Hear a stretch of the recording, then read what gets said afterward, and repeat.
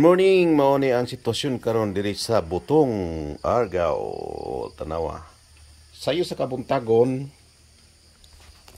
nga kuan mao na ni diri adto ta sa syudad karon pertig yung pong inita. Pero diri lahi ra gyud kayo ang bukid. Matagamtaman gyud mo diri ang kabugnaw sa kaning kuan grabe kagabon.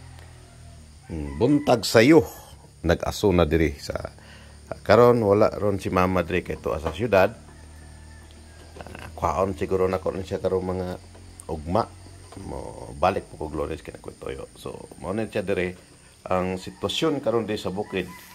Na ako diri gud karon sa bukid kay nag-present ko gyusana gahapon sa kuan, so wala man magkadimaw pud nga akong pagbasa sa chat wa ginoon na late gyud. Sige lang. Saan man, gasto panahon, gasto gasolina, pero anak gina. Ngayon, ano siya dre, dagang salamat, paimbuntag.